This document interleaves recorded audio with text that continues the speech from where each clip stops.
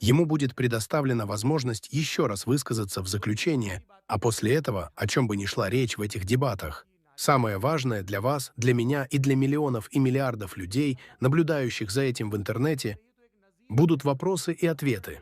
Поэтому, обращаясь к присутствующим, мы постараемся ответить на некоторые ваши вопросы. Это будет достигнуто.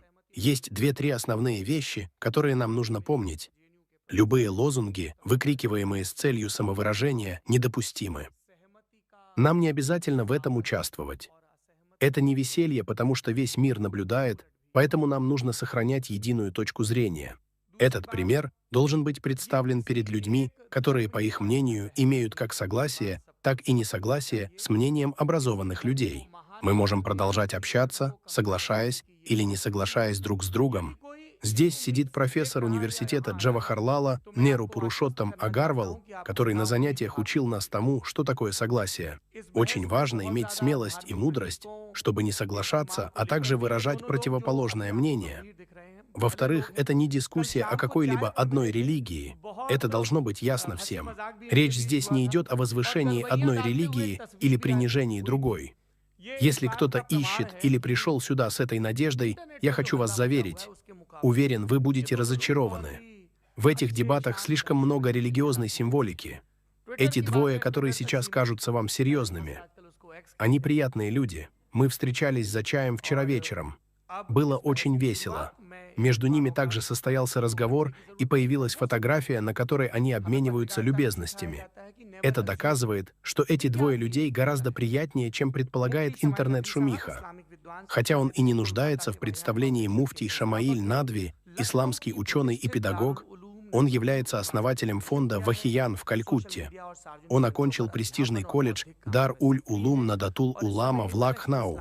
Он активно занимается преподавательской и интеллектуальной деятельностью, ведет страницы в социальных сетях и участвует в публичных форумах. В настоящее время он является профессором Международного исламского университета в Малайзии. Он получает докторскую степень в Калифорнийском университете в Беркли. Он также ведет блог о путешествиях «Да». Мы видели блог перед башнями Петронас. Джавед Актар с нами. Актар – поэт, автор текстов песен. Он также пишет прозу. Он писал диалоги для фильмов. Он пишет песни. Он также высказывается о своем научном мышлении или о своем заявленном атеизме и говорит о своей рациональности. Дамы и господа, существует ли Бог? Пусть каждый попытается найти ответ на этот вопрос своим собственным путем. Как возникла масса? Что произошло? До сотворения мира, до времени, что было? А некоторые спрашивают, как мозг, в котором происходят все эти открытия, эволюционировал в ходе природы. Надеюсь, сегодня нам удалось найти ответы на эти фундаментальные вопросы. Я приглашаю сначала на сцену муфтия Шамааля Надви. Пожалуйста, подойдите, сэр.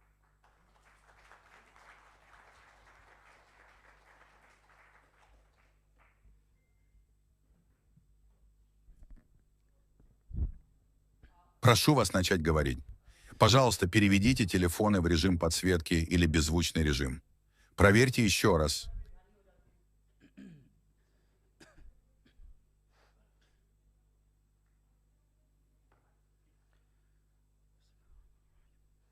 Вся хвала Творцу, который создал эту вселенную с определенной целью. Уважаемый Джавед Ахтар Сахиб, мистер Саурабх Двиведи и уважаемая аудитория, спасибо всем, что вы здесь сегодня. Сегодняшние дебаты посвящены теме «Существует ли Бог?».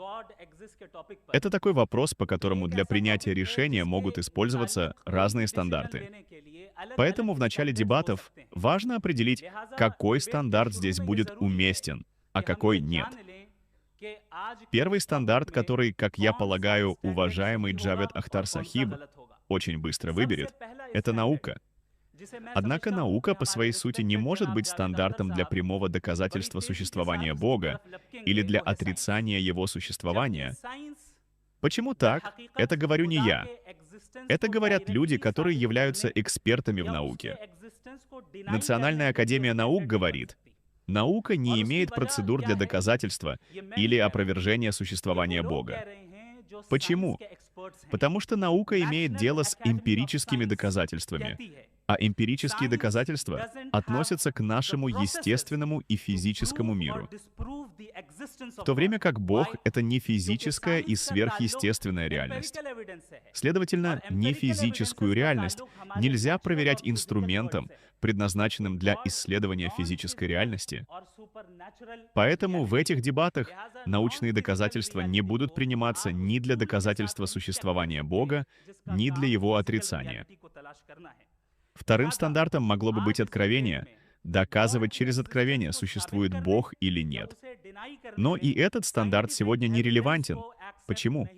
Потому что для меня откровение, да, это источник знания, действительный источник знания. Но для уважаемого Джаведа Ахтара Сахиба это не является действительным источником знания. Поэтому в сегодняшних дебатах я не приведу ни одного доказательства, ни из какого религиозного писания, чтобы для Джаведа Ахтара Сахиба оно не оказалось неприемлемым. Третий возможный критерий — наблюдение. Когда кто-то говорит «покажите нам Бога», если Он есть, покажите, или «дайте эмпирические доказательства существования Бога». На самом деле это использование неправильного инструмента.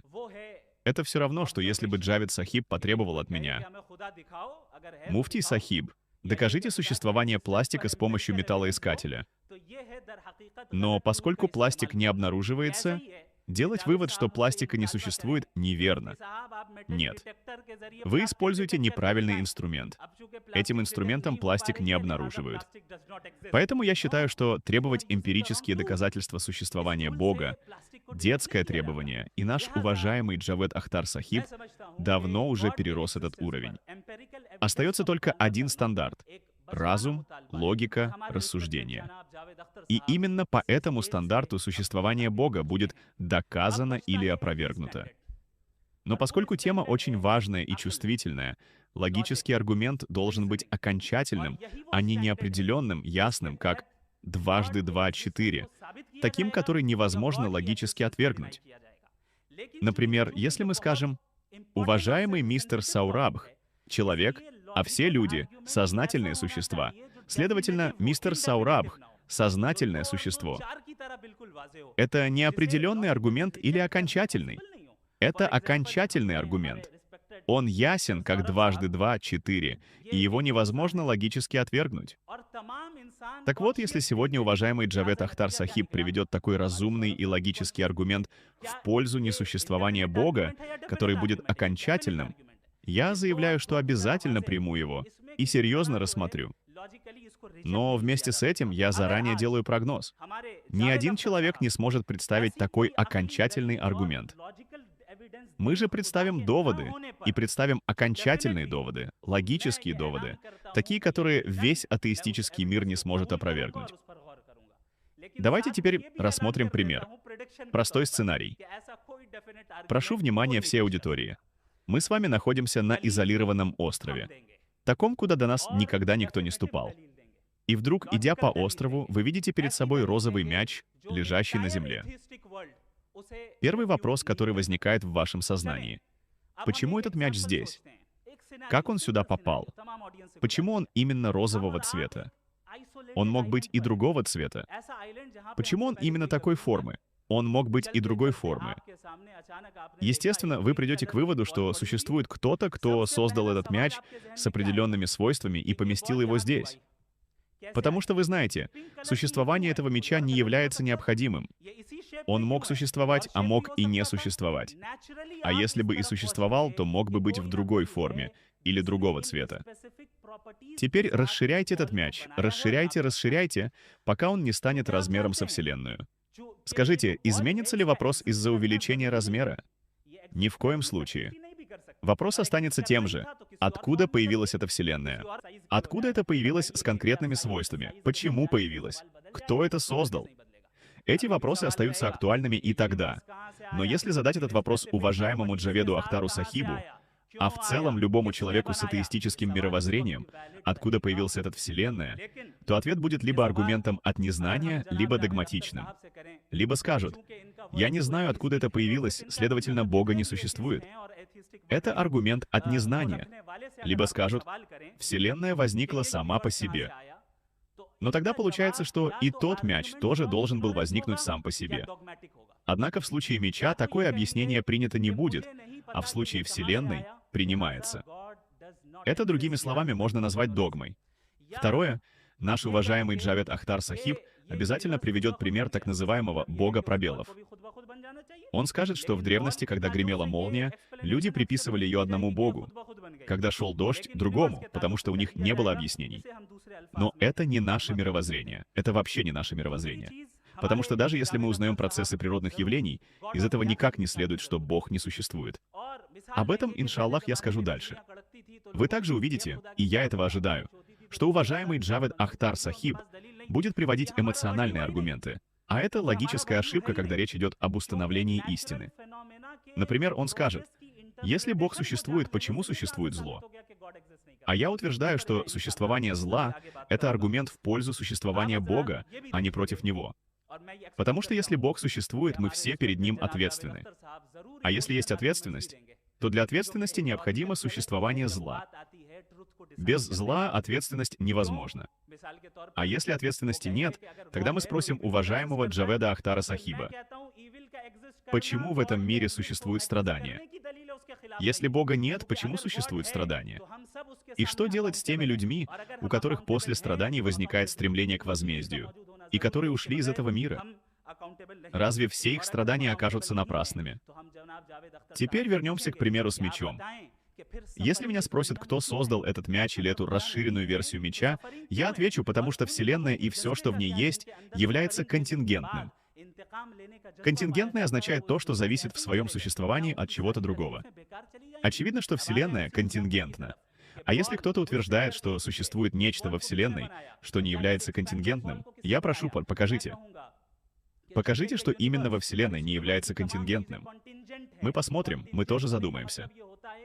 Когда существуют контингентные вещи, по терминологии философов мы приходим к понятию «необходимое бытие», то есть к такому бытию, несуществование которого невозможно. Потому что если бы оно не существовало, ничто другое не могло бы существовать. И все эти зависимые, контингентные вещи зависят именно от него.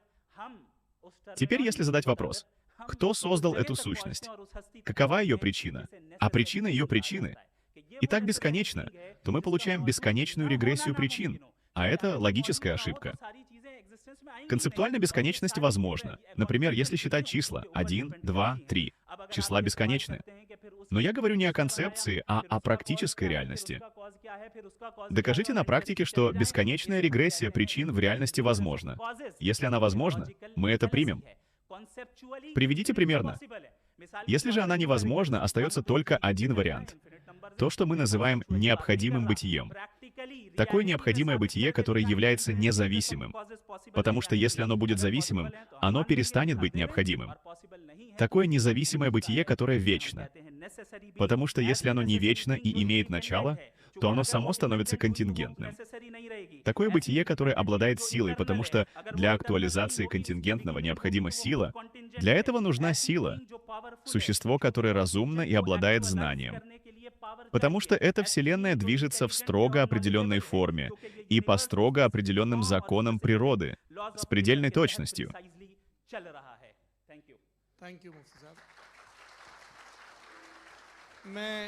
Спасибо. Спасибо, господин Му. После этих аргументов я бы хотел обратиться к господину Джаведу Ахтару. Хотели бы вы высказаться? Да?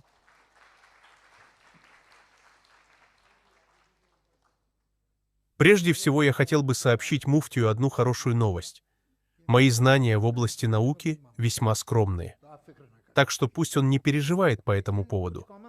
Но кое-какой здравый смысл у меня все же есть.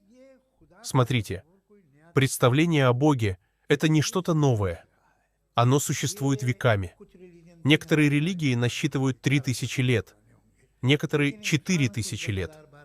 Но человек, как Homo sapiens, существует уже около 10-12 тысяч лет. И у него всегда была какая-то религия. И эти религии были не религиями невежд. Это были религии греческого общества, где рождались великие философы. Это были религии египтян, которые построили пирамиды. Это были религии римлян, у которых была архитектура и сенат. то есть первая форма демократии. Да, ограниченной, но демократии. У них был Юпитер, Ра, Зевс, и они верили в них ровно с той же убежденностью, с какой сегодня религиозный человек верит в своего бога. До прихода христианства в Европе существовала германская религия. У их бога была жена, 2 сына и дочь. Когда в Европе появилось христианство, тот бог, его жена и весь, скорее, семейный состав исчезли. Если мы посмотрим на историю, мы увидим, что боги часто оказываются временными. Они не существуют вечно. И нельзя сказать, что люди, которые в них верили, были невежественными. Это были очень способные люди своего времени. Они совершали великие дела. Среди них были философы, ученые. Но где теперь их религии? Где их боги? Сегодня существуют боги, в которых верят люди. А откуда вам знать, что будет через несколько тысяч лет? Если посмотреть на Европу, мы увидим пустующие церкви. Со временем все меняется. Что касается религий, каждая религия требует от вас одного — веры. Что такое вера? В чем разница между верой, faith, и убежденностью, belief? Было бы глупо сказать, если Бог есть, покажите мне Его. Я ведь никогда не видел Северный полюс. Но я верю, что он существует. Почему? Потому что у Земли должен быть верх. Некоторые люди там были. Есть доказательства, есть свидетельства, есть разумные основания. Это не вера, это убежденность. Так в чем же разница? Вера — это то, чего требует религия. Вера означает нет свидетелей, нет доказательств, нет рациональных оснований, нет логики, нет подтверждений. Но ты все равно должен принять это как истину. Это и есть вера. Если бы были доказательства, это называлось бы убежденностью, а не верой. Как мое убеждение, что Северный полюс существует. Это не вера. Вера отвергает все эти условия. Тогда что такое глупость? Если я принимаю нечто, у чего нет логики, нет разума, нет доказательств, нет свидетелей, нет подтверждений, и все равно в это верю, то это уже глупость. Точно так же я могу поверить, что Илон Маск — мой брат. Мне будет очень приятно, я почувствую счастье и спокойствие. Но если меня спросят, почему ты так считаешь? Какое доказательство? Он американец, ты индиец, вы разной национальности, вы даже никогда не встречались. Я скажу, это моя вера. Но ведь смысл веры именно в том, что ее нельзя доказать. Если бы можно было доказать, вера была бы не нужна, тогда была бы дискуссия, аргументы. В конечном итоге каждая религия в мире основана на вере. А вера означает убеждение без доказательств, без свидетелей, без рациональных оснований. Теперь вы спрашиваете, почему вы говорите, кто создал Вселенную? Интересно, что вы рассказали историю о том, как попали на остров и увидели мяч. Но вы не спросили, кто создал остров. Вас удивил мяч, но остров нет. Острова ведь существуют. Точно так же и это. Остров. Звезды, галактики. Это тоже своего рода острова. Это пространство. Мы принимаем все это как само собой разумеющееся. Мы не спрашиваем, кто это создал. Вы ведь и про остров не спросили, кто его создал, верно?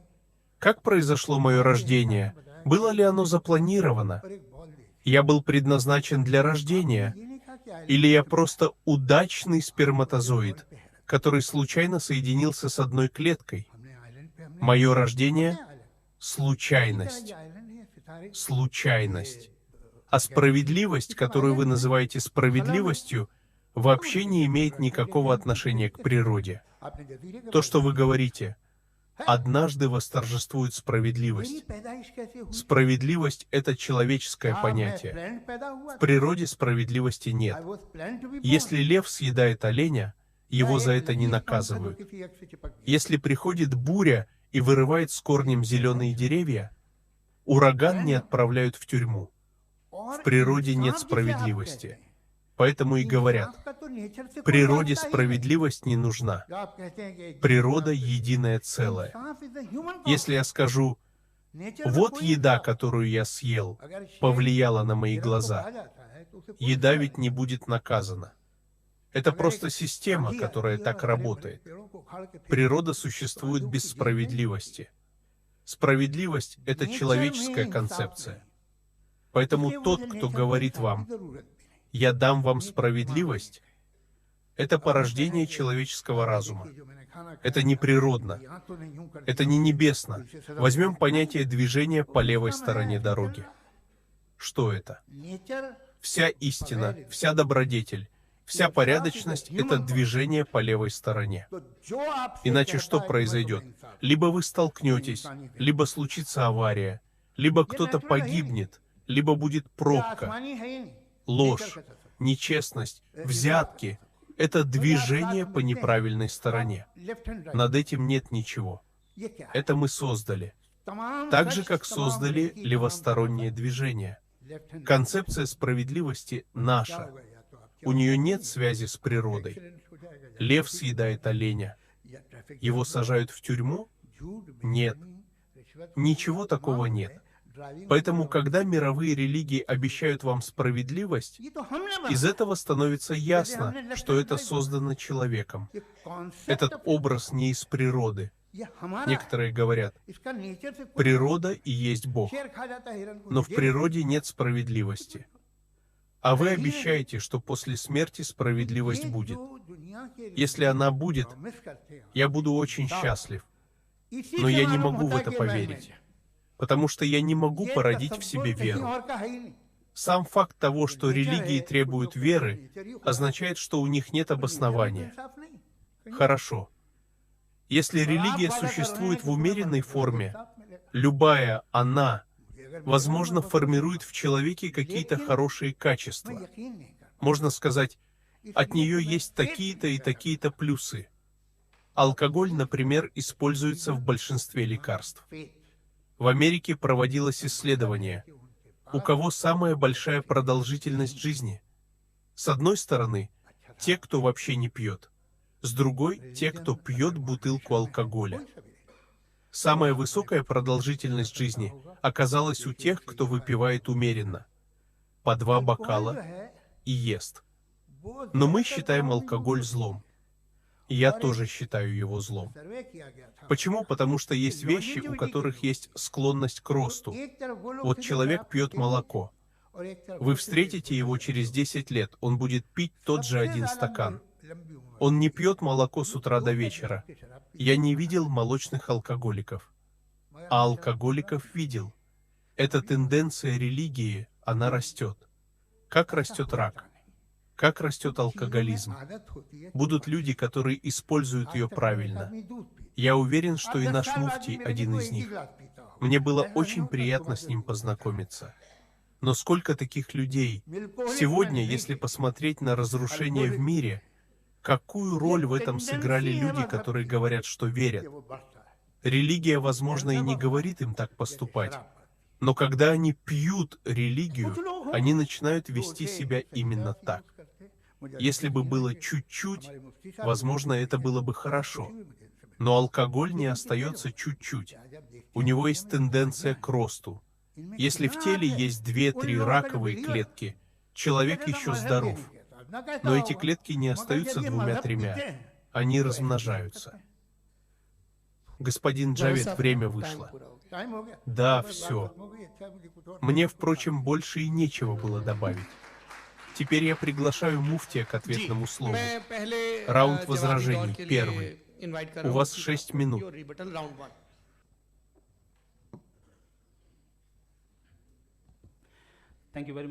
Прежде всего, наш уважаемый господин Джавед Сахиб привел аргумент о том, что боги приходят и уходят.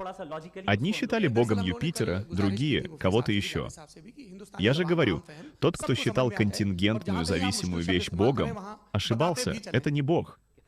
Мы не пытаемся доказать любого бога.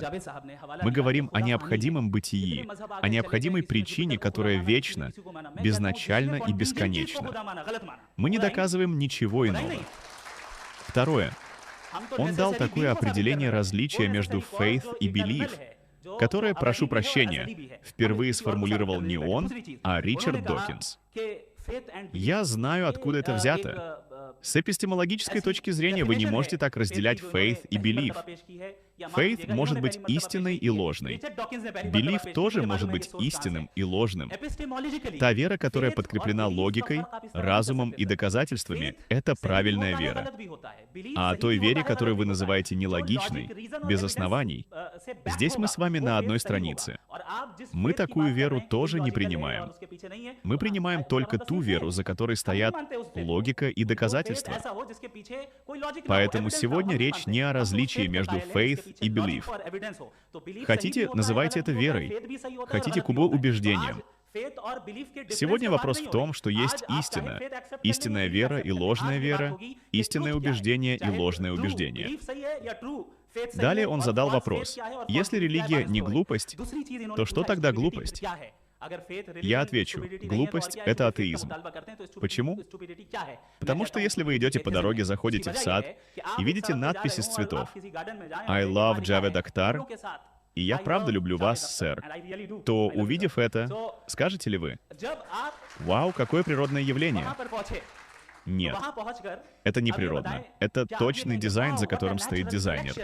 Если человек не принимает такую простую мысль, что Вселенная, работающая с поразительной точностью, возникла сама по себе, я считаю, что большей глупости не существует. Это иррационально. Далее наш оппонент сказал: «Вы сосредоточились на мече, а не на острове». Так я именно для этого и привел пример с мечом, чтобы объяснить, кто создал остров. И мяч контингентен, и остров контингентен. Оба требуют необходимого бытия. Дальше он сказал: в природе нет справедливости, и мы сами решаем, что такое мораль и справедливость, как с правилами дорожного движения. Это называется ложная эквиваленция. Это логическая ошибка.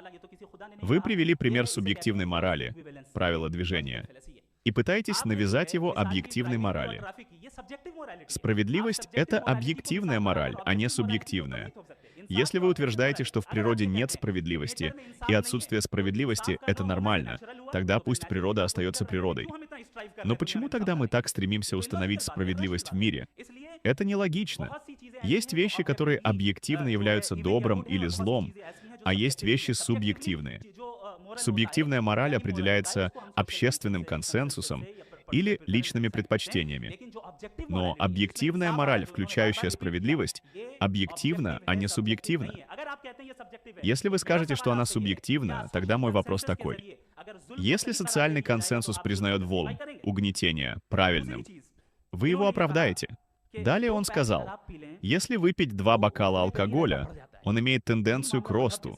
Также и религия. Эту же аналогию можно применить к атеизму. Если выпить 2 бокала атеизма, он тоже разрастется, и вы получите Северную Корею. Спасибо. Для первого раунда ответа я приглашаю господина Джаведа. У вас есть 7 минут. Пожалуйста, перезапустите таймер. Я рад, что муфтий Сахиб тоже признал: в природе нет справедливости. Значит, все, что не создано человеком, лишено справедливости. Я попрошу вас одну вещь проверить. Когда вы заходите в сад и видите очень красивые цветы, ни один из них не является природным. Все эти цветы выведены скрещиванием. Те цветы, что растут в лесах, крайне простые и неприметные. А те, на которые вы смотрите и восхищаетесь в садах, созданы человеком. Их выводили, скрещивали разные виды, снова скрещивали. Так они и появились. Это не природные цветы. В дикой местности вы не увидите роз. Все это сделано человеком. Человек сделал многое. Но вы не ответили на один мой вопрос, и у меня есть к этому претензия. Что такое вера? И почему вы требуете от меня веры? Вы же логичны. У вас есть все рациональные аргументы. У вас есть доказательства. Тогда зачем вам требовать от меня веры? Зачем вы говорите «сдайся» и не задавай вопросов? Ни одна религия не разрешает задавать все вопросы. Она предостерегает: не задавай слишком много вопросов, собьешься. Почему вы останавливаете вопросы? Реальность такова. Человеческая история — это история 2 типов людей. Одни поклонялись своей жадности, другие боролись со своей невежественностью и жадностью и пытались понять, что есть истина. Вы говорите, сегодня вы удивлены, как возникла Вселенная, но раньше люди удивлялись. Если Солнце заходит здесь, как оно появляется с другой стороны? И вы готовы сделать один шаг и навсегда принять ответ, но не готовы сделать шаг назад. Вы подходите и говорите, не задавайте вопросов, эта сила была всегда. Почему бы вам не сделать то же самое с Вселенной? В чем проблема остановиться на шаг раньше и сказать, мы не знаем, была ли она всегда или нет, и признать, что мы не знаем. Самое удивительное, все религии мира все знают. Как появилась Вселенная, как она исчезнет, что будет после смерти. Но никто из них не знал, что когда-то существовали динозавры. Никто не знал. Ни в одной религиозной книге мира нет упоминания о динозаврах. Зато все остальное известно. Как создать Вселенную за 4 простых урока? Все расписано. Тот, кто утверждает, что знает все, ошибается. В нас должна быть скромность, смирение, способность сказать «многое нам неизвестно». Но мы не должны поклоняться своему невежеству. Мы должны пытаться узнать.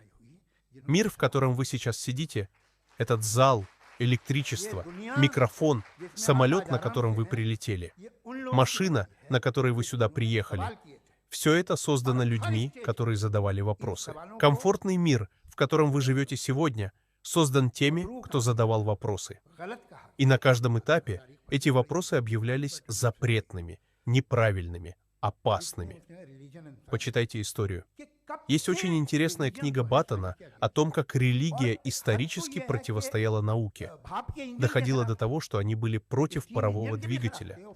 Ватикан даже издавал фетвы против него. И сегодня, как только правые силы приходят к власти в Америке, они запрещают исследования, эти, как это называется, клетки. Исследования человеческого тела прекращаются. Республиканцы не позволяют. Чего вы так боитесь? Когда-то религиозные люди возмущались. Человек пытается создать человека. Какая вам разница? Пусть создает. Чего вы боитесь? Вы говорите, это невозможно, как такое могло произойти. Мне вспоминается один случай. Когда я учился в 6 классе, я был очень слаб в математике. Мне назначили учителя. Он научил меня считать. 1, 2, 3, 4, 5, 6, 7. Я никогда не забуду тот день, муфтий Сахиб, когда он объяснил мне, что такое 1/2 и что такое 3/4. Мне показалось, что моя голова сейчас расколется пополам. Этот человек говорил, будто внутри стены. Иди и продолжай идти. Сегодня я смеюсь над этим.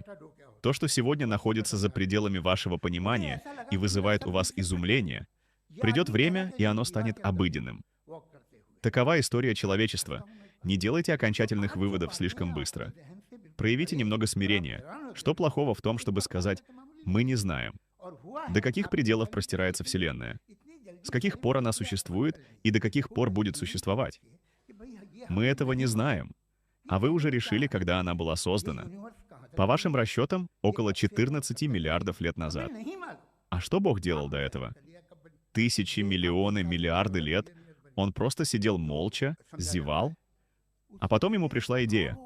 Давайте-ка создадим Вселенную, будет чем заняться. Вы говорите, Бог вечен, но Вселенная не вечна, значит, она создана. Тогда что было до нее? И чем он был занят? Как это удобно.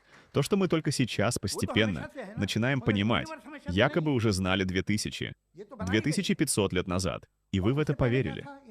И с тех пор продолжаете верить в то, что было сказано 2500 лет назад. Мир изменился, вопросы решаются. Современная наука не утверждает, что знает все. Ни один серьезный философ не утверждает этого. Напротив, он говорит, чем больше мы узнаем, тем яснее становится, как мало мы знаем. Поэтому нам следует бороться со своим невежеством и исследовать его. Время. Спасибо большое. Теперь в логической цепочке я приглашаю муфтия Сахиба ко второму раунду. У вас снова есть 7 минут. Спасибо.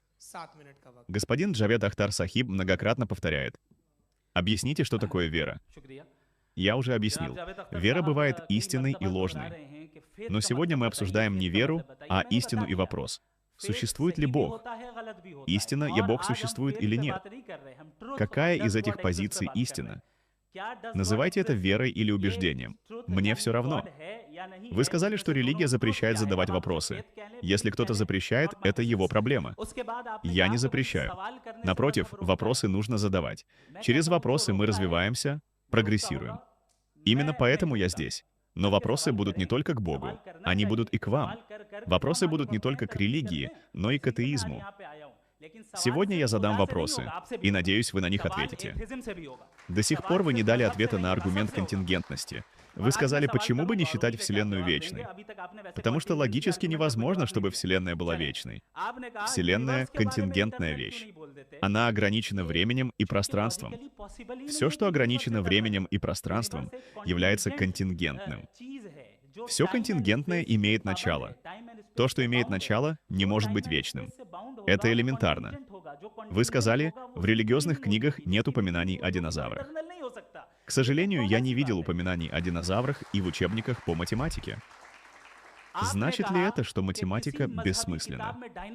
Нет. Просто это не ее тема. Задача откровения и религиозных текстов — не объяснять, как сделать велосипед, и не рассказывать, когда жили динозавры. Их задача и учить морали, говорить о Боге, объяснять нематериальную реальность. Религия не препятствует науке. Если препятствует, она ошибается. Религия противостоит сциентизму, а не науке. Есть разница между наукой и сциентизмом. Сциентизм — это утверждение, что наука и научный метод являются единственным источником знания. Мы это отвергаем. Науку мы не отвергаем. Изучите нашу историю, вы это увидите. Это отдельная тема. Вы сказали, что Ватикан выносил фетвы. Ватикан и фетва — это взаимоисключающие термины. Они не имеют отношения друг к другу. Вы сказали, вот мы не знаем. Если не знаем, так и скажите. Мы не знаем. В чем проблема? Но именно это я и утверждаю. Если вы говорите «мы не знаем», тогда почему вы утверждаете, что Бог не существует?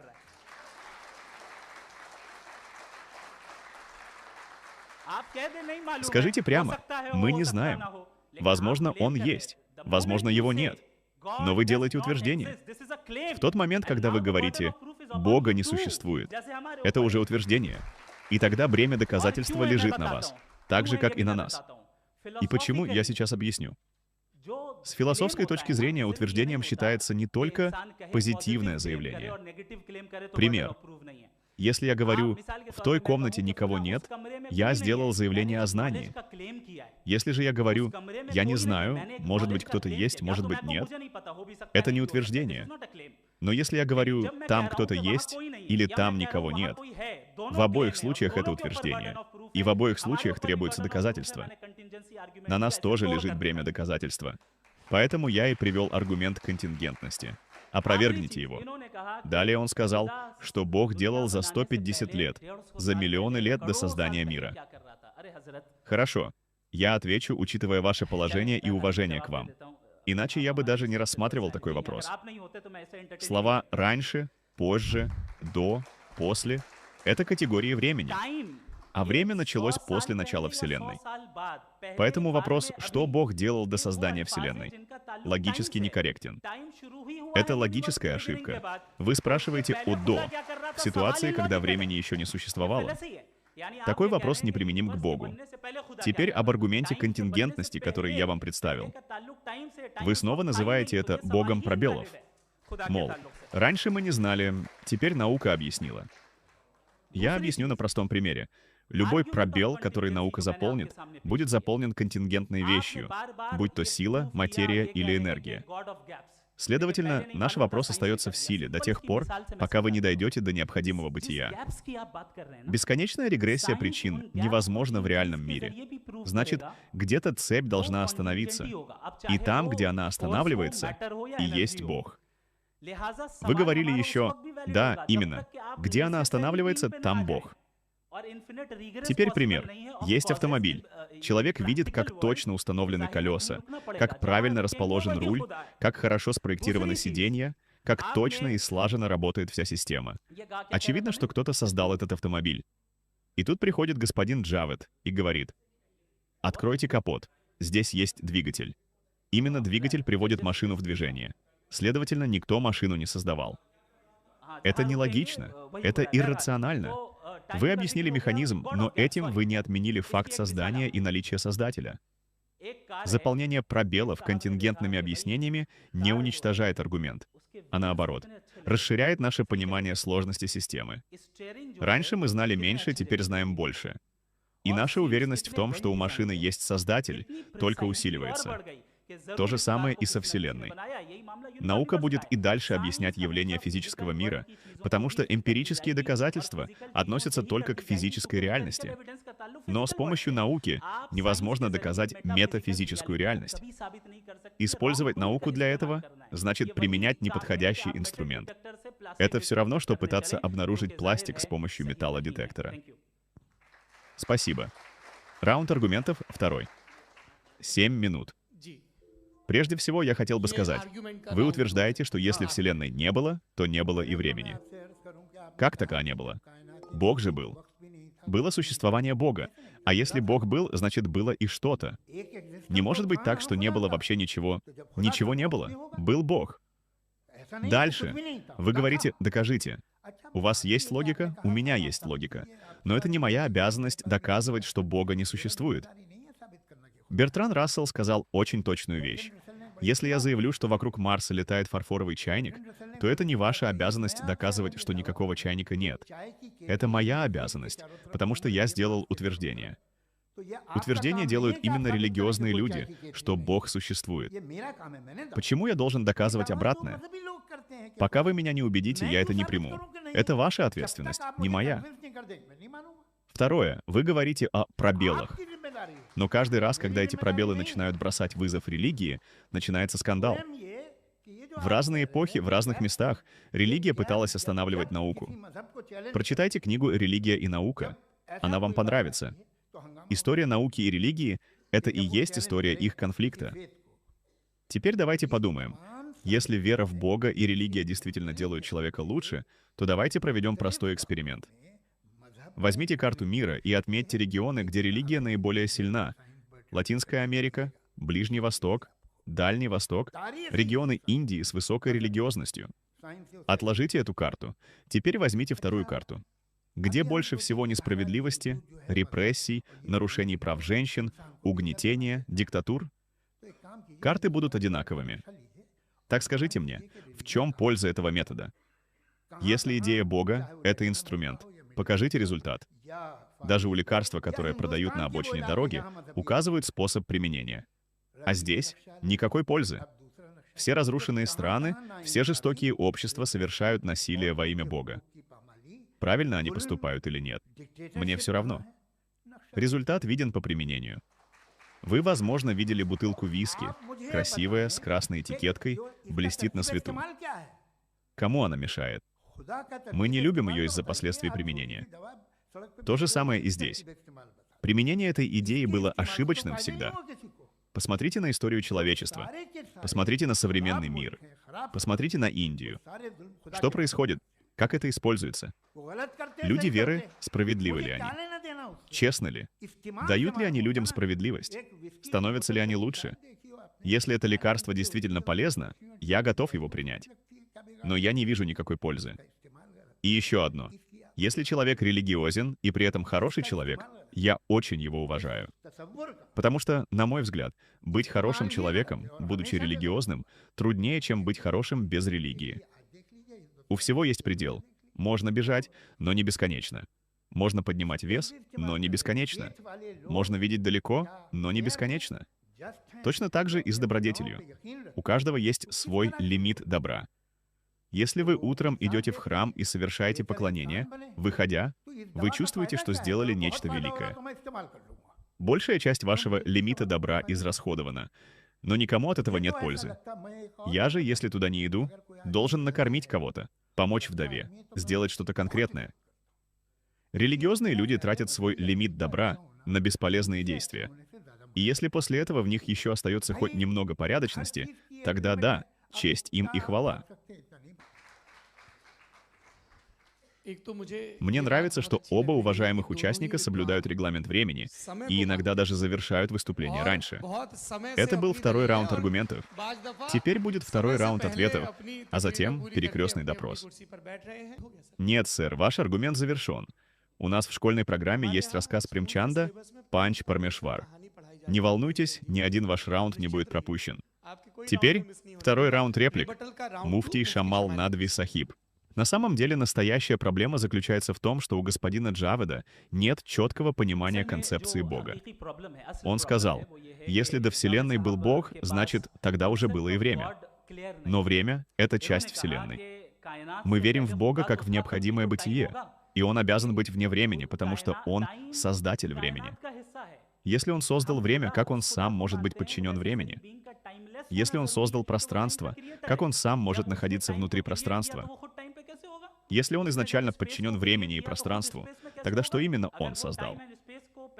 Поэтому сам вопрос. Если был Бог, значит было и время. Ошибочен. Мы подчинены времени, Бог нет. Мы относимся к физическому миру. Он — метафизическая реальность.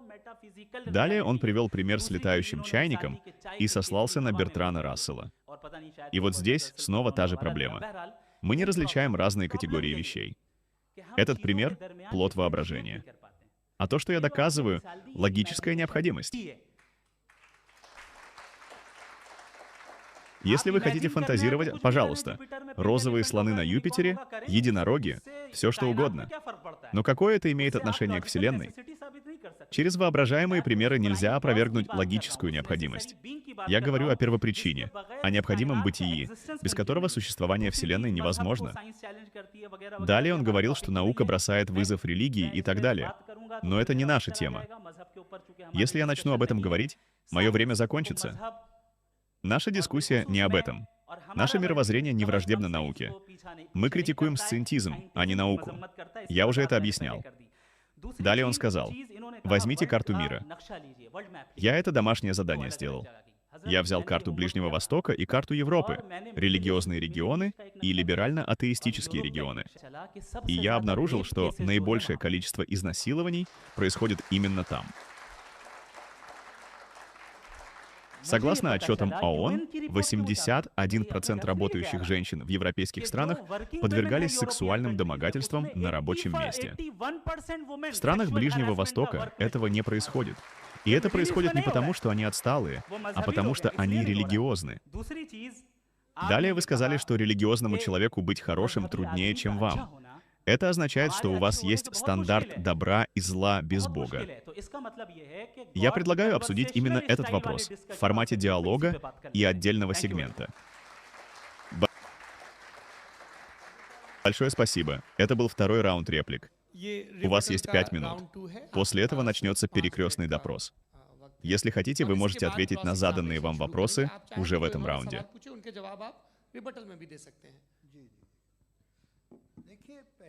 Смотрите, прежде всего, эта аналогия неправильна. И вы уже заранее нас списали, сказав, что разумом и логикой до этого дойти нельзя. Это, мол, метафизика. Метафизика — странное слово. Никто толком не знает, что оно означает. Создается ощущение, будто это что-то очень большое и важное. Так объясните, что такое метафизика.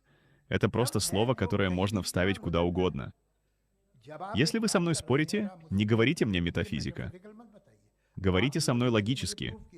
А если вы не можете говорить логически и просто говорите «это метафизика», то о чем мы вообще разговариваем? У меня с крестьянином тоже может быть разговор. Но если вы говорите, что времени раньше не было, то почему вы говорите, что Бог всегда был и всегда будет?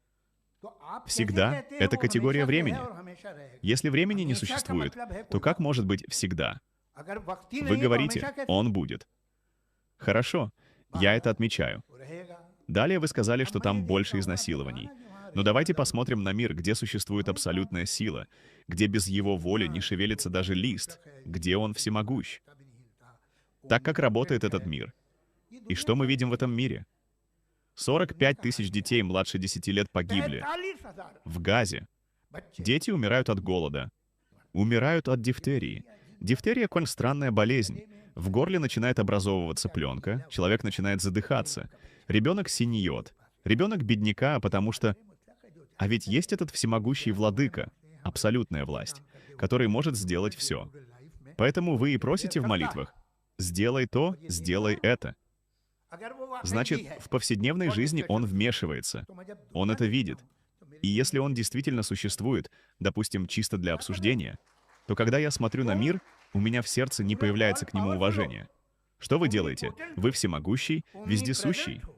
Вы же были там, в Газе. Вы везде. Вы видели, как ребенка разорвало на куски? Вы видели. И вы хотите, чтобы я вам поклонялся, даже если вы существуете? Да наши главные министры лучше, они хоть как-то заботятся. Поразительно. Кому вы поклоняетесь? Если он существует, то этот мир наполнен несправедливостью, угнетением, насилием, жестокостью. И не говорите мне, что он смотрит и однажды объяснит. Если он смотрит и не вмешивается, тогда зачем вы молитесь? Вы просите: «Сделай мне это». Значит, он может вмешиваться. Он может помочь вам найти работу, даже если другому не поможет, но вам поможет, потому что вы попросили. Если он может помочь с работой, может устроить замужество дочери, может дать сыну грин-карту, тогда пусть хотя бы остановит детей, которые умирают.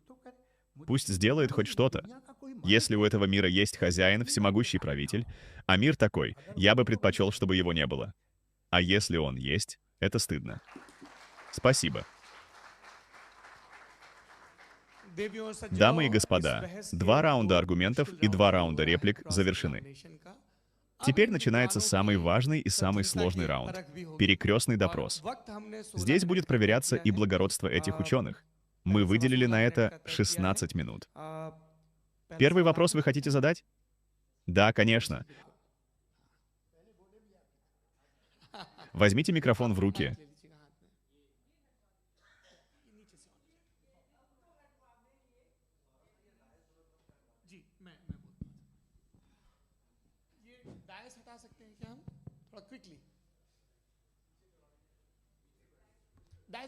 Можно убрать эти дайсы? Быстро чуть назад, чтобы людям справа и слева было удобнее. Уберите их спокойно, с обеих сторон. Пока вы готовьтесь и свои вопросы. Я буду брать вопросы отсюда. Поднимайте руку, называйте имя, и максимум в 3 предложениях формулируйте вопрос. Многие вместо вопроса начинают выступать. Этого сегодня нужно избежать. Муфтий Сахиб, первый вопрос ваш. У вас 16 минут. Мы возьмем вопросы от обоих. Спасибо. Ваши слова сейчас были важны. Я хотел бы это обсудить дальше. Но сейчас сегмент перекрестного допроса. Мой первый вопрос к вам. Я уже долго объясняю вам аргумент контингентности, опираясь на разум. Скажите, вы считаете возможно бесконечную регрессию причин? Или вы считаете правильным признать существование необходимого бытия? Потому что есть только 2 варианта. Ответьте.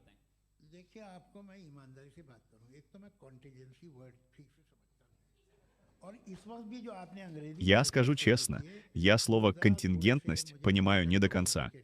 И сейчас те английские слова, которые вы употребляете, показались мне сложными. Можете задать вопрос простым языком? Конечно. Контингентность каждой вещи во Вселенной означает, что ее существование зависит от чего-то другого. То, что зависит, не может быть независимым, значит, у него есть причина. Так вот, как вы считаете, существует ли бесконечная регрессия? Причина за причиной без конца? Потому что если так, то мы вообще не пришли бы к существованию. Это логически. Оговорка. Мы же договорились, если будет сложное слово, нужно объяснять смысл. Бесконечная регрессия невозможна. Значит, где-то надо остановиться на необходимости. Нет никакой необходимости останавливаться. Кто сказал, что нужно останавливаться? Вы останавливаетесь на Боге. А вы, атеисты, не останавливаетесь. Вы говорите, Он был всегда, когда времени еще не было. Так где вы останавливаетесь? Почему вы не говорите, почему мы не можем считать, что Вселенная, а возможно и мультивселенная, существует всегда? У нас есть такое явление, как черные дыры. Они все в себя втягивают, потом происходит взрыв, затем снова расширение. А человек? У человека вообще нет никакого веса в масштабах этого всего. Мы — крошечная пылинка, живущая 50-60 лет в Вселенной, существующие миллиарды и триллионы лет. И мы вообще появились по совершенно абсурдной причине. Так зачем думать, что у этого обязательно есть причина? Вы говорите, это зависимо.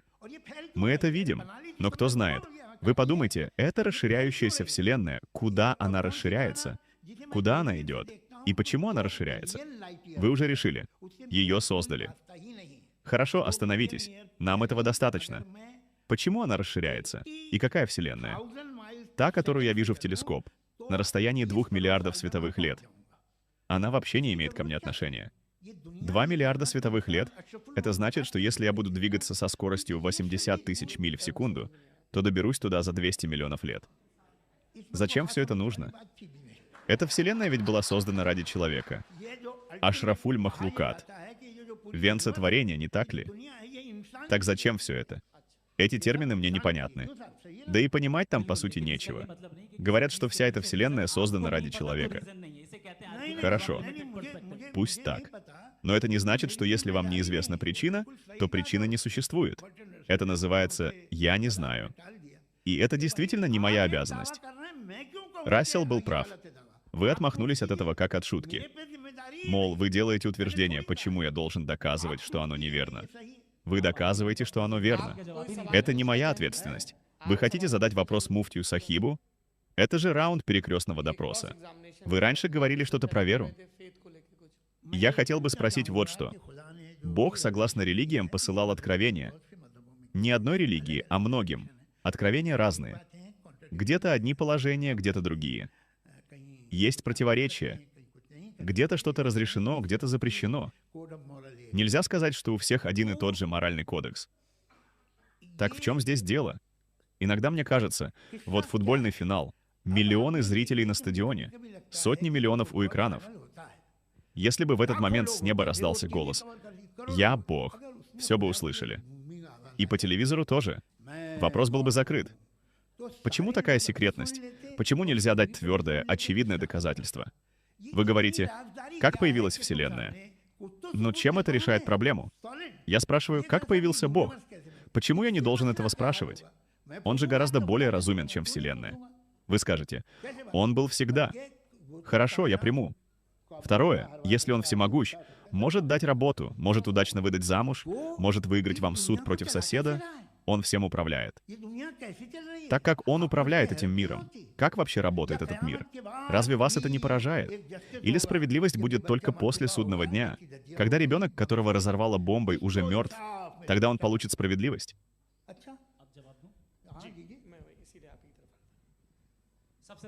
Теперь я отвечу. Именно поэтому я и обращаюсь к вам. Прежде всего, вы говорили об откровениях и писаниях. Я могу об этом говорить. Но не сегодня, потому что времени мало. В другой раз. Я готов обсуждать это. Сейчас мы во втором раунде «Существует ли Бог?». Сегодня мы обсуждаем именно существование Бога. Поэтому я буду отвечать только на вопросы, связанные с этим, и сам буду задавать вопросы. Вы сказали, что я ничего не доказал, тогда как аргумент контингентности — фундаментальный аргумент. Скажите мне, что вы понимаете под контингентностью? Контингентность означает всякое существующее, которое зависит от чего-то другого. Все, что в своем существовании от чего-то зависит и чем-то ограничено, нуждается в этом. Она от чего-то зависит, а значит, очевидно, у нее есть причина. Это вопрос разума. Вы говорите о рассуждении. Я именно этим и занимаюсь. Второе, вы сказали, это на расстоянии миллиардов световых лет. Какое это имеет ко мне отношение? Тогда, по-моему, вам не следует говорить. Я мыслю, следовательно, я атеист. Вам стоит мыслить не в узком ограниченном круге, а выйти за его пределы. Вы задали сразу 2-3 вопроса подряд. Так делать не нужно. У некоторых могут возникнуть возражения, что вы позволяете себе говорить все подряд. Такая свобода есть у вас, не у меня. Аплодисменты. Вы задали вопрос о проблеме зла и постоянно повторяете слово «всемогущий Бог». Именно здесь важно понять, какова концепция Бога. Проблема зла на самом деле строится на двух предположениях. Если их понять, проблема перестает быть проблемой. Аргумент рушится. Первое ложное предположение — Бог милосерден и всемогущ, а в мире есть зло. Но, согласно нашему мировоззрению, Бог не только всемогущ и милосерден, Он еще и всезнающий и премудрый. За каждым Его действием стоит мудрость. Совсем не обязательно, чтобы эта мудрость была понятна вам или мне. Если вы судите, опираясь только на то, что понимаете вы, это аргумент из ограниченной перспективы. И в повседневной жизни мы этот принцип принимаем. Когда мы идем к врачу, и он назначает лекарство, мы не говорим: «Пока у вас не будет столько же знаний и мудрости, сколько у меня, я не приму это лекарство». Мы признаем его авторитет. Почему? Потому что знаем, он более сведущ и более опытен, чем мы. Нет, между врачом и Богом большая разница. Врач образован. Его я послушаю. И потом, это вообще не ответ. Пожалуйста, если вы будете говорить со всей аудиторией, это уже не будет дебатами. Вы хотите сказать: раз мы верим врачу, значит, должны верить и Богу. Если вы не возражаете против этого примера, то суть проста. Если я верю, что у всемогущего Бога есть некая мудрость в том, что дети умирают, мне такая мудрость не нужна. Вот это и нужно понять. Вы не дослушали мой ответ. Я сказал, ваш аргумент основан на двух ложных предположениях. Первое я уже объяснил. Второе ложное предположение, что существование зла в мире не может иметь благой причины. Но у нас есть определенные объяснения. Если в мире не было бы зла, как бы вы определили добро? Если не было бы несправедливости, как бы вы поняли, что такое справедливость? Если не было бы тьмы, как бы вы поняли, что такое свет? Прекрасно, мне очень понравилось. Пока нет изнасилований, вы не думаете о достоинстве женщин. Пока не убивают детей, вы не цените их невинность. Вы снова не дослушали. Я вам объясняю. Мы пришли в этот мир для испытания. Каждый человек проходит испытания по-разному. И если зло существует в этом мире, то оно является средством развития человеческих благородных качеств, средством роста и прогресса в разных областях. Если бы в этом мире не существовало зла, скажите, в чем тогда заключался бы смысл испытания? Если я даю студенту тест с вариантами ответов, и все ответы изначально правильные, что это за экзамен? И сказать: «Твой экзамен сдан». Это бессмысленно.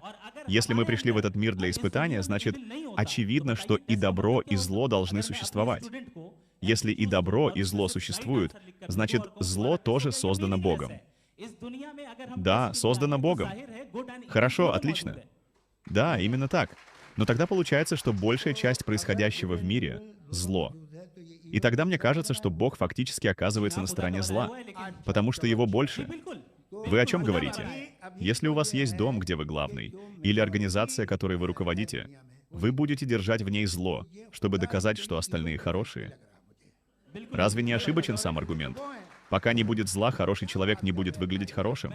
Если экзаменатор дает неправильные варианты ответов, разве экзаменатор становится злым?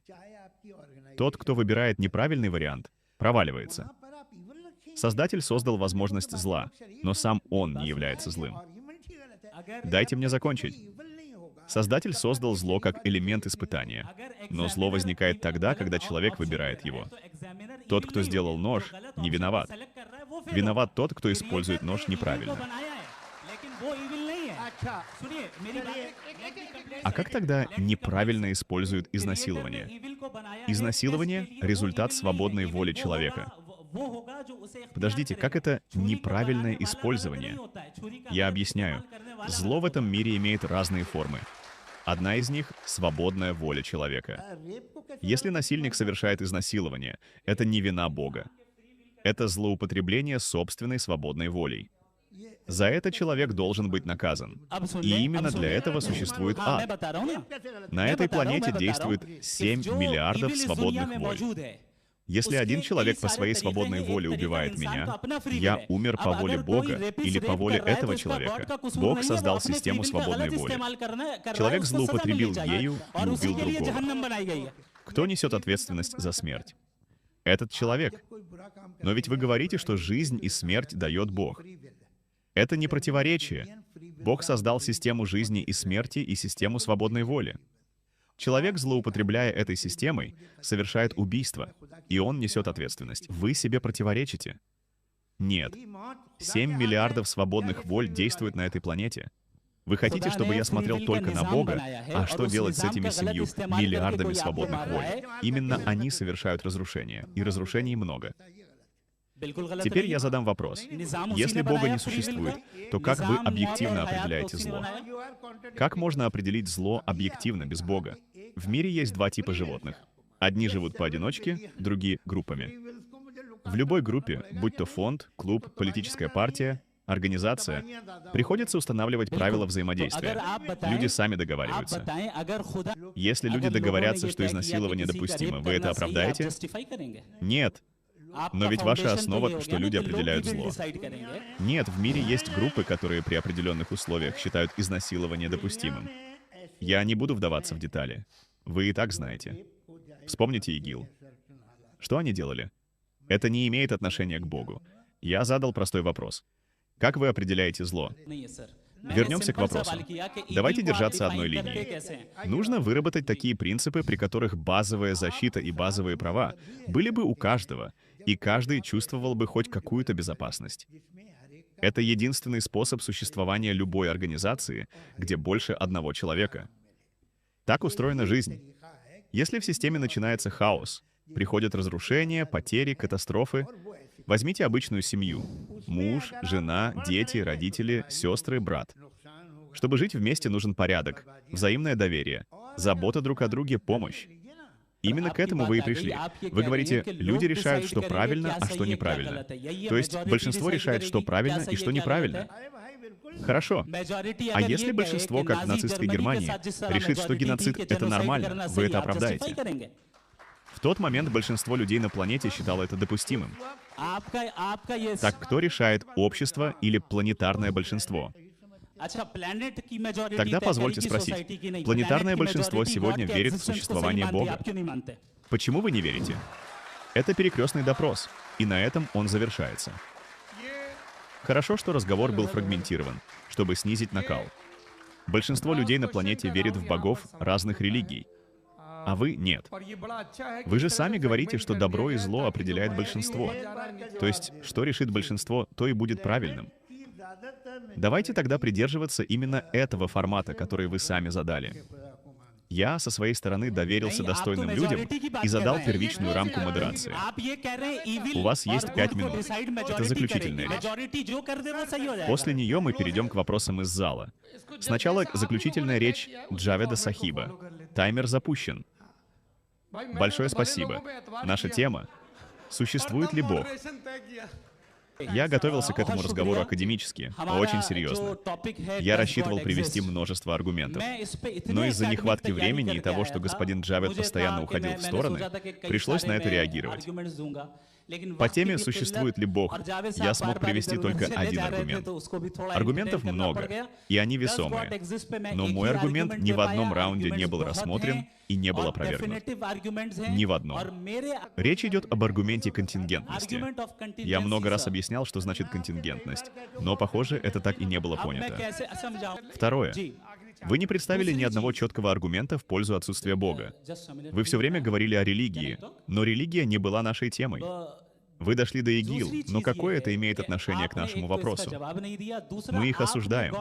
Если кто-то совершает убийство или изнасилование, он должен быть наказан. Но какое это имеет отношение к существованию Бога? У вас нет сильного рационального основания для объективной морали. Вы сказали, общество решает.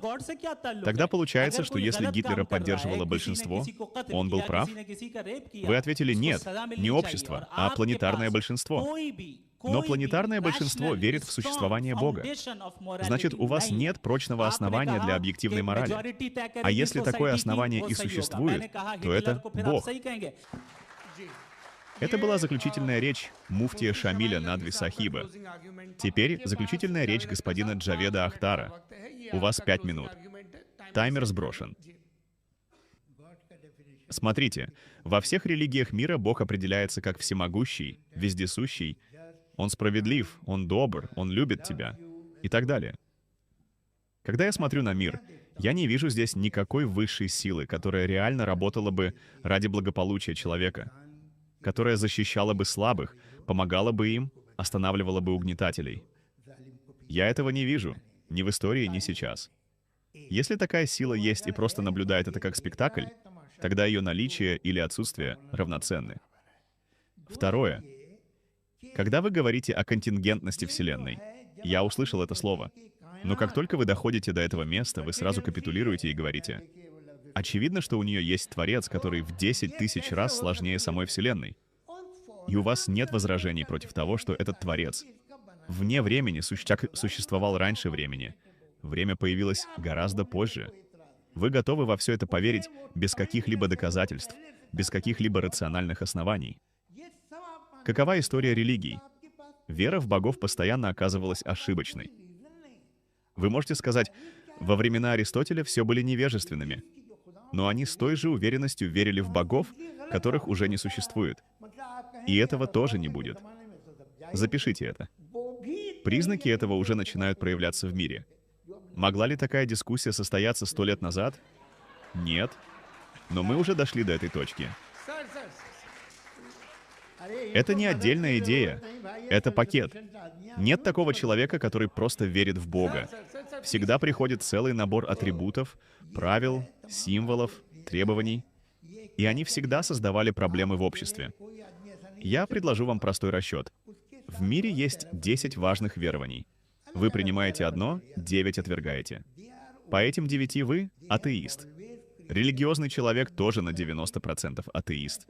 Он не верит в 9 богов, признает только своего и считает остальных ложными. Если вы вообще перестанете верить, у вас будет 50% шанс быть правым и 50% ошибаться.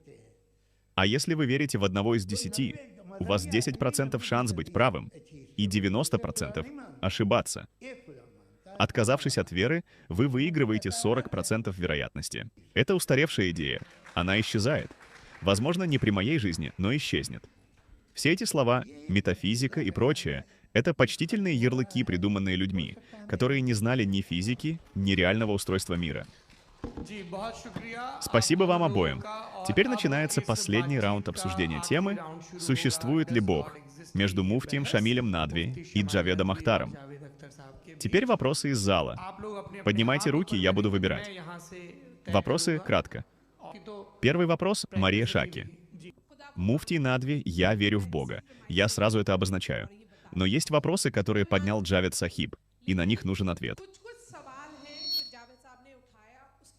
Первый вопрос.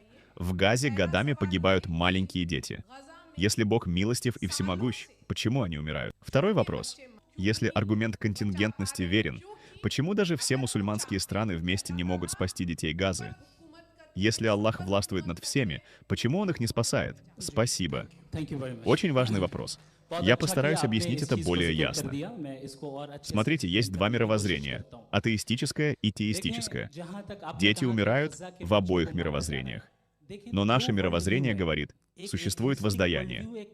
Атеистическое говорит, их смерть бессмысленно погибает. И для них нет никакого воздаяния, потому что в их мировоззрении нет ни ахирата, ни Аллаха, ни вообще какого-либо представления о Боге. Вы задали вопрос. Бог милостив, почему Он не останавливает это? Я уже говорил, это распространенное заблуждение, что Бога понимают только как милостивого и всемогущего. У Бога не только два атрибута, у Него много атрибутов. Он мудрый, Аль-Хаким, всеведущий. Поэтому, если в этом мире кто-то страдает, и Бог это не останавливает, Он не останавливает не потому, что не может, а потому, что человеку дана свобода воли. Точно так же, как врач делает маленькому ребенку укол. Ребенку больно, и с его ограниченной точки зрения это зло. Врач кажется плохим. Но если посмотреть шире, то и у вас, и у меня есть лишь один пиксель картины. Мы видим только то, что в Газе идет убийство. Но вся картина и то, какое воздаяние им уготовано, находится у Бога. По одному пикселю нельзя судить о всей картине. Хотите что-нибудь добавить? Я скажу. Вы дали очень хорошее оправдание. Отправьте его премьер-министру Израиля. Он будет рад. Скажите ему, если Бога нет, почему дети умирают? Он спрашивает. Если вы не верите в существование Бога, то как вы объясняете смерть этих детей? Брат, этот мир таков, что сильные совершают несправедливость. Значит, это нормально? Вы же говорили, что природа основана на несправедливости. При чем тут природа? Я говорю об человеке. Когда я говорил о человеке, вы начали говорить о природе. Если вы не дадите мне говорить, это уже другой вопрос. Говорите. Суть в том, что человеческое общество может существовать только на основе любви, единства и взаимного уважения. Иначе невозможно. Человек не может жить в одиночку. Всегда были люди, которые нарушают правила. Так было всегда в истории. То, что происходит сейчас, очень плохо, жестоко, угнетающе. Но вы говорите, детям будет компенсация, или что это укол, или что это испытание. Укол делают ради здоровья. Вы же говорите, что разрывание детей на части — это укол. Это испытание? Да, это испытание. И за него им будет такое воздаяние, которое выходит за пределы вашего понимания. Вы взрываете 3-летнего ребенка и называете это испытанием. Браво. Это делает не Бог, это делает Израиль. Осуждайте их. Переходим к следующему вопросу. Следующий вопрос — профессор Пурушоттам Агравал. Муфтий Сахиб, просьба. Давайте немного снизим религиозный и философский пафос. Существует религиозно-философская традиция, которая считает саму Вселенную конечной реальностью. Сарвам Кхалу Идам Брахман. Чхандогья Упанишада. Она полностью исключает необходимость Творца, потому что творение само и есть Творец. Первый вопрос. Вы постоянно говорите, что Бог мудрый и всеведущий.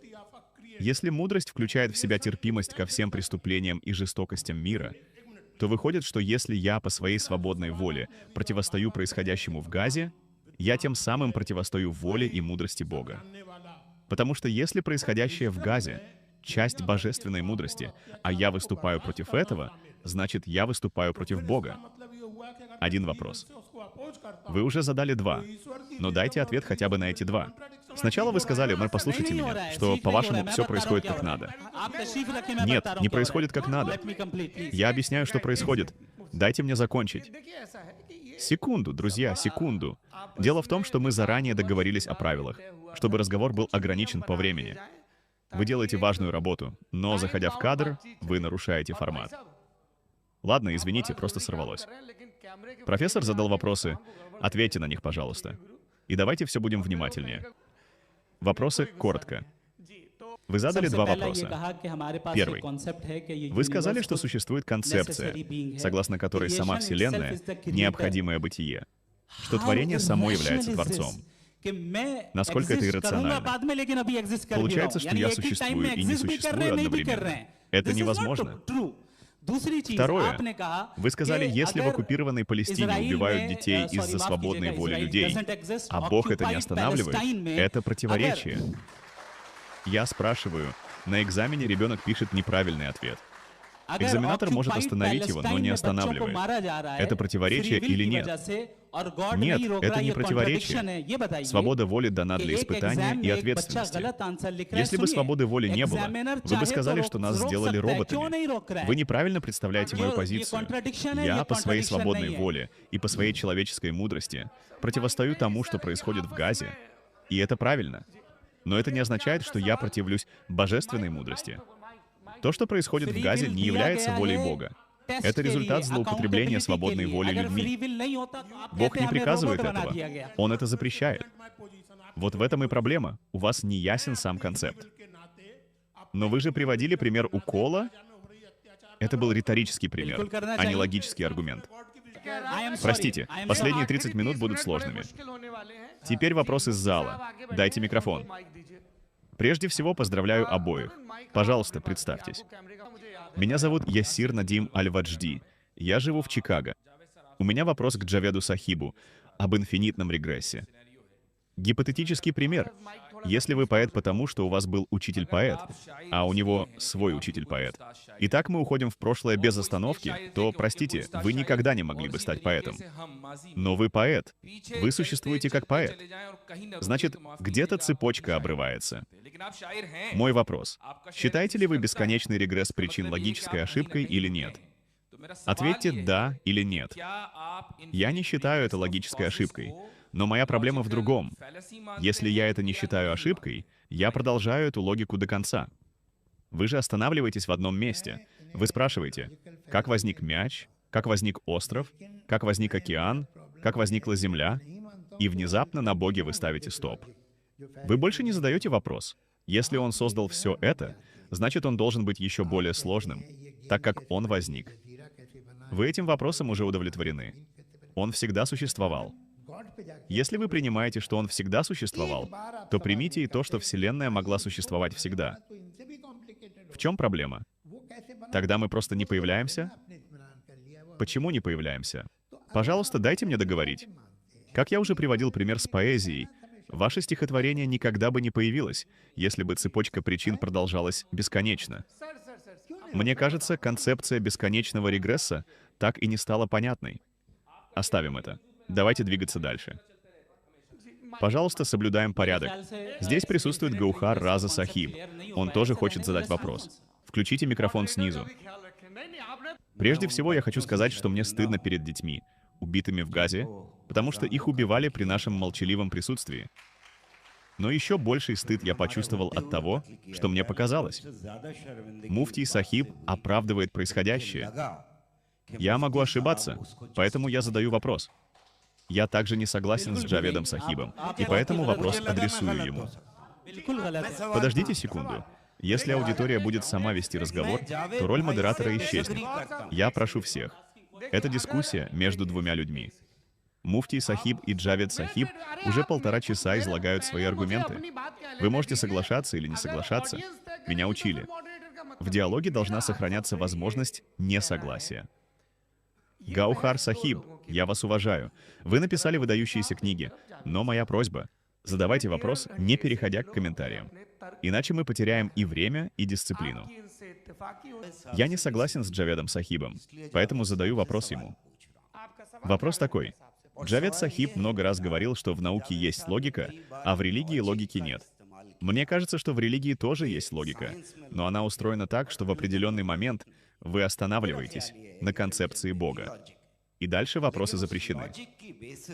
Согласен ли Джавед Сахиб с тем, что логика науки и логика религии разные?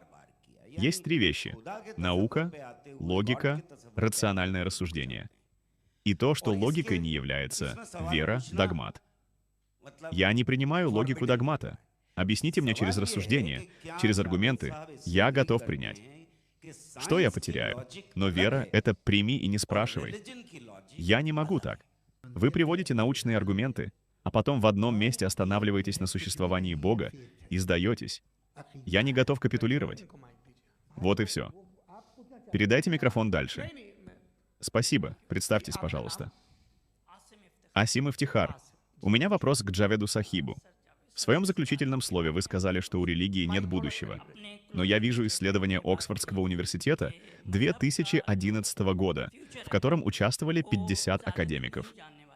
Они утверждают, что вера в Бога встроена в человеческую природу, в то, что мы называем фитра, и что тот, кто думает, что религию можно уничтожить, находится в заблуждении. Что вы скажете об этих исследованиях? Я с ними не согласен. Какие бы это ни были профессора, у них есть данные настоящего, но данных будущего быть не может. 100 лет назад тоже были данные и мнения. Сегодня мы видим, что многое изменилось. В мире всегда есть разные мнения. Но я считаю, что со временем человек становится более рациональным и логичным. Посмотрите сегодня на Западную Европу. Какой там процент неверующих? Очень высокий. Там церкви стоят пустыми. В конечном счете человек долго не сможет верить ни в истинное, ни в ложное, во что-то, что не обращается к его разуму, мышлению и логике. Они говорят, это Оксфорд, это Кембридж. Ну и что? Их данные не могут быть данными о будущем. Да, Дипак, задавайте вопрос. Я подойду и к задним рядам. Микрофон туда передадим. Джавед Сахиб, вопрос к вам. Намасте. Если все будут решать сами, то тогда 200 человек все решат. Пожалуйста, не делайте так. У каждого есть право, но мы можем взять только выборочные вопросы. Здесь есть молодежь. Он молодой? Он говорит, что тоже молодой. Пусть он сам заявляет о своей молодости. Да, муфтий Сахиб, вы молодой? Да. Тогда задавайте вопрос. Мой вопрос такой. У теистов, которые верят в Бога, есть социальные собрания. 5 ежедневных молитв, скоро Рождество, Холи, Дивали, Ид. А что предлагают атеисты? Я, например, хочу выйти из их магазина, но не могу найти, что меня привлечет с другой стороны. Какие у вас социальные формы объединения? Он говорит, что у религиозных людей много праздников и совместных мероприятий. Я вам сейчас одну вещь расскажу. Здесь сидят историки. Мридула Джи, подтвердите, правильно ли я говорю. Был такой Константин, греко-римский правитель. Через 400 лет после появления христианства он решил принять христианство. В то время было так. Какую религию принимал царь, такую принимал и народ. Он был банкротом, ему нужны были деньги богатых христиан-купцов Средиземноморья. Он сказал: «Хорошо, станем христианами».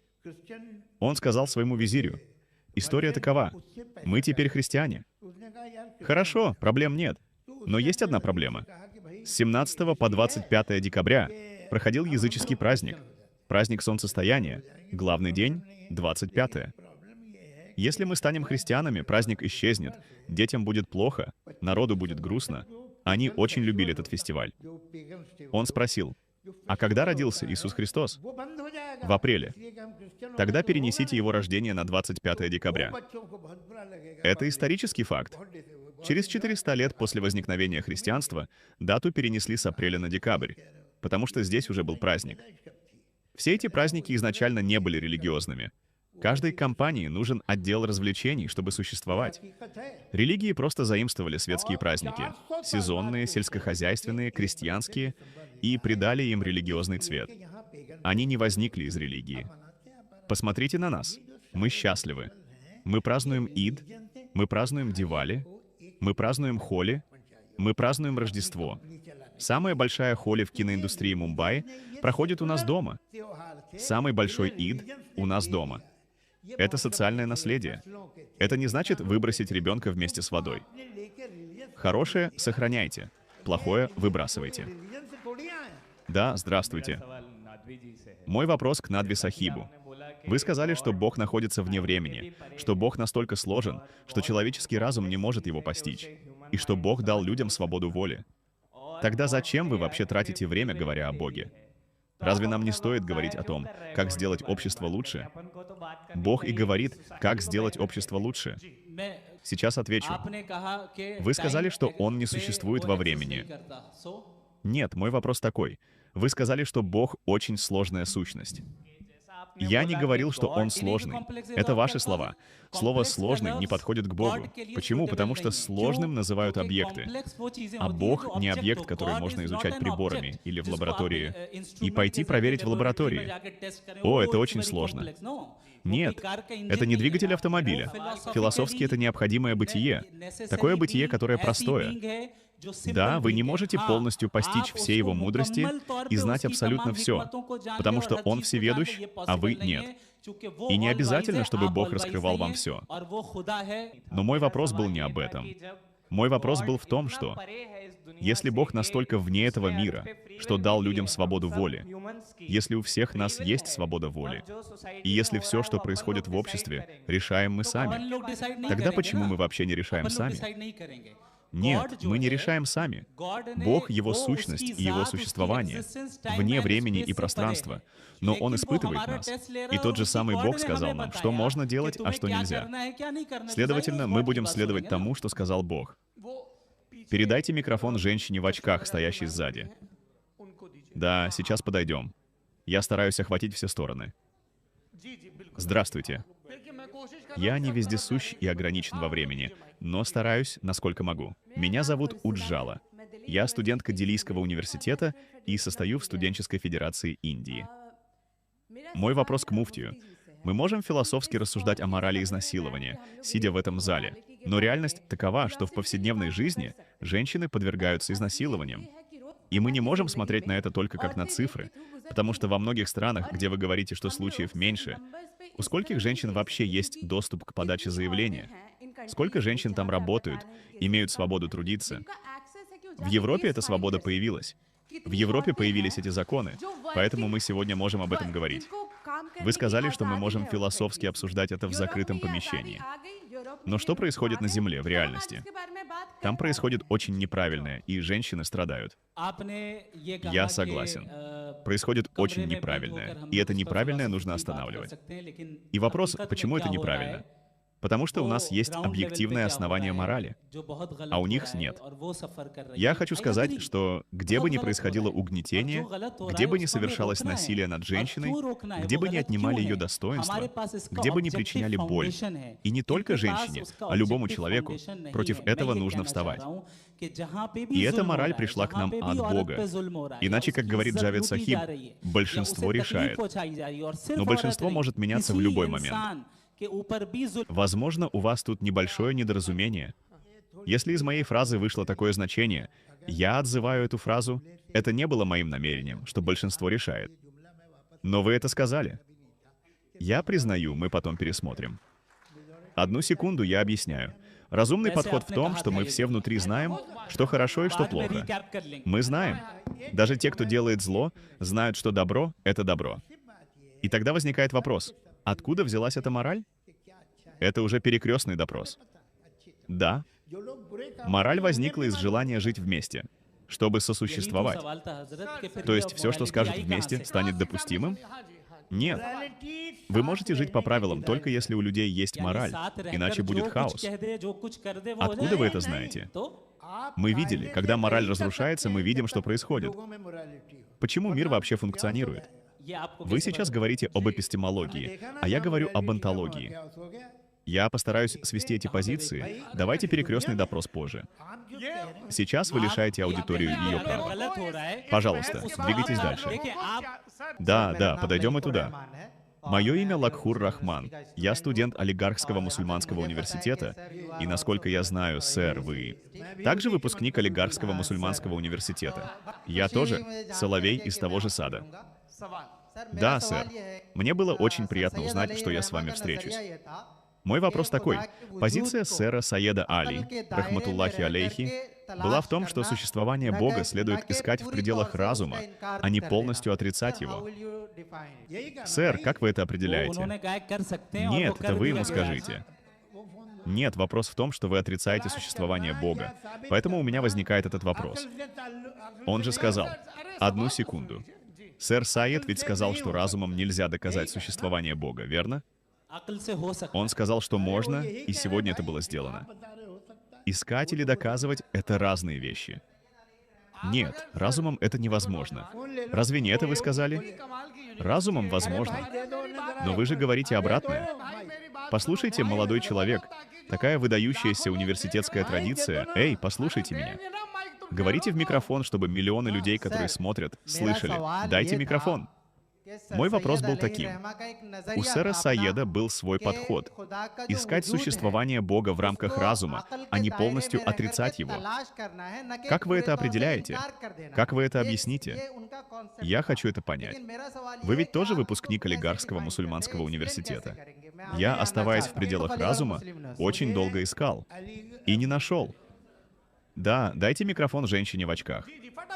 Да, быстро. У нас осталось всего 5 минут. Ассаляму алейкум, муфти Сахиб. И мой вопрос к Джаведу Ахтару Сахибу.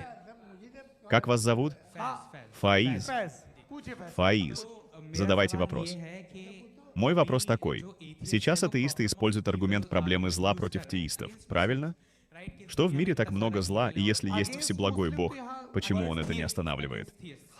Но в этом вопросе есть скрытое допущение, что зло объективно существует. Как атеисты могут онтологически доказать, что зло вообще существует? Я объясню. Нет, дайте им ответить. Хороший вопрос. Пусть отвечают. Я немного добавлю. Когда будет 13-й раунд, мы вас на сцену посадим. Итак, смотрите. С точки зрения атеизма все возникло случайно. Все — это атомы и молекулы. Разница между камнем и мной лишь в разной перестановке атомов и молекул. Если человека разрубить мечом на 2 части, или камень разрубить, с точки зрения атеизма это одно и то же. Согласно атеизму, нет ни добра, ни зла. Ответ таков. Хуже вопрос сформулировать было бы сложно. Есть форма жизни, и у формы жизни есть чувство. Она слышит, видит, чувствует вкус, ощущает боль.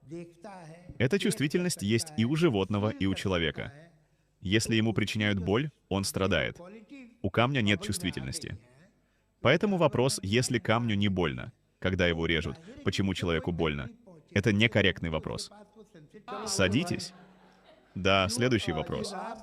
Джавед Ахтар Сахиб. Эй, почему все только ко мне? Муфти Сахибы вообще не трогают. Ладно, спрашивайте. Вы спрашиваете, как Бог может существовать. Если...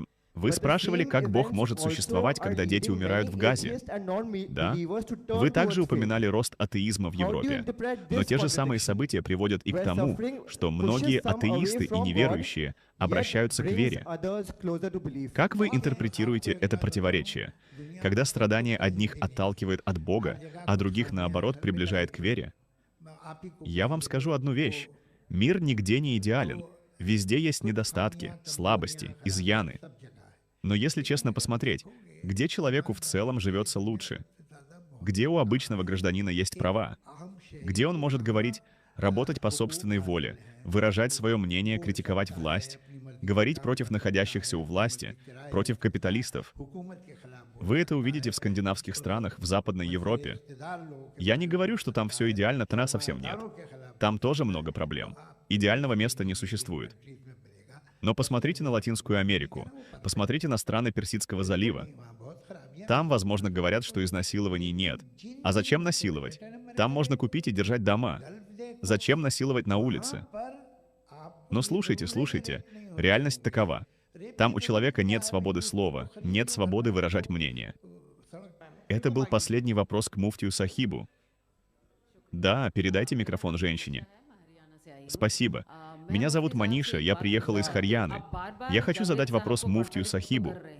Вы постоянно противоречите Джаведу Сахибу, говоря, вы сказали это, вы сказали то.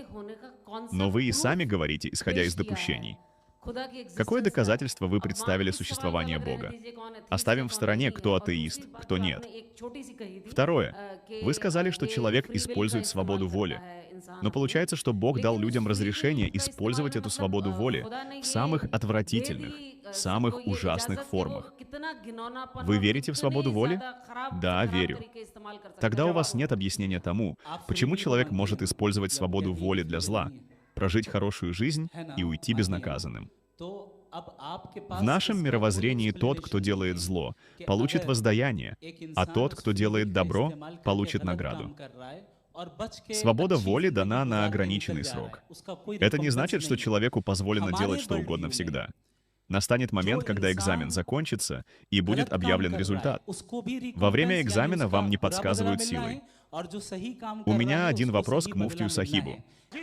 Одну секунду, передайте микрофон. Если все, что происходит, результат свободы воли, и если в судный день будет справедливость, тогда почему люди молятся? Если люди молятся, значит, Бог вмешивается в повседневную жизнь. Значит, Он может дать работу, дать сыну грин-карту. Но 45 тысяч детей умирают, и Он их не останавливает. Вы хотите сказать, что в этом мире злодеев никогда не наказывают? Смотрите, я с самого начала сказал, Джавед Сахиб использует эмоциональный аргумент. Это эмоциональный аргумент. Я объяснил, в чем здесь логика, в чем мудрость.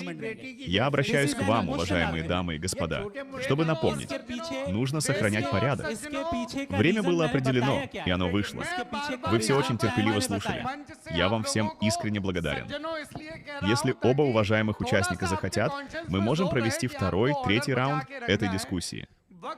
В этом и есть особенность человека. Он вступает в диалог, в спор, в обсуждение. Остается. Вы все проявили большое терпение. Огромное вам спасибо. И на этом я хочу вам сказать одну вещь. Вся эта дискуссия на этом завершается. Теперь муфтий Сахиб и другие уважаемые муфтии, а также я, пойдем ужинать. Отлично. Очень хорошо.